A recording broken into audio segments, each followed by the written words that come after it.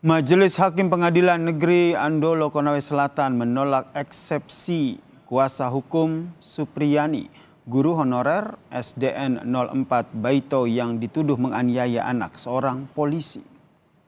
Dalam putusan selah hakim saudara di Pengadilan Negeri Andolo Konawe Selatan, Majelis Hakim menolak eksepsi dari kuasa hukum terdakwa Supriyani dan meminta kasus dilanjutkan ke tahap berikutnya.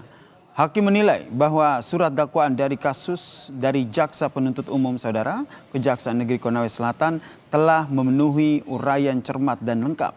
Majelis Hakim menimbang bahwa materi eksepsi kuasa hukum Supriyani tidak menyinggung dari pokok perkara. Selanjutnya untuk menguji surat dakwaan JPU, Hakim menetapkan untuk dilanjutkan ke tahap selanjutnya. Penasihat hukum terdakwa untuk seluruhnya telah menyatakan tidak dapat diterima. Menimbang karena perdata penasihat hukum terdakwa tidak diterima, maka pemeriksaan perkara ini harus dilanjutkan.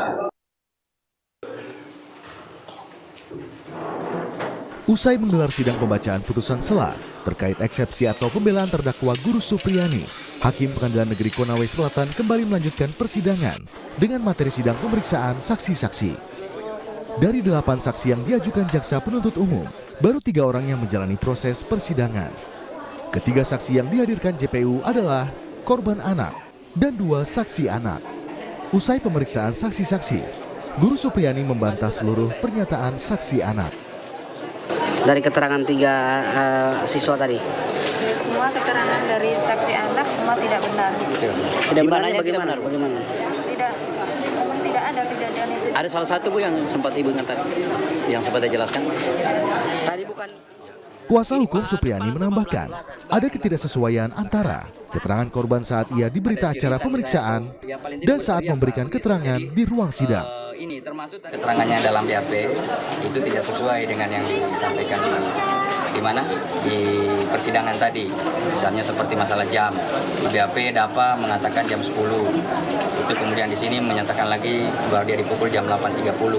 Kemudian 2 anak tadi ada satu juga menyatakan lagi jam 10. Kemudian yang satu saksi tadi yang terakhir juga mengatakan tidak tahu. Tadi terungkap fakta bahwa katanya Dalva dipukul itu lagi dalam posisi berdiri kan, posisi berdiri. Di depannya ada meja dan di belakangnya ada kursi, kan? Nah kursi itu setinggi bahu kalau dia duduk. Jadi kalau dia berdiri, kursi itu tentu menutupi pahanya, kan itu lukanya sejajar toh, sejajar di paha. Nah makanya itu yang aneh kalau kita melihat bagaimana caranya dia dipukul sejajar paha, padahal kan di belakang kan ada penghalang.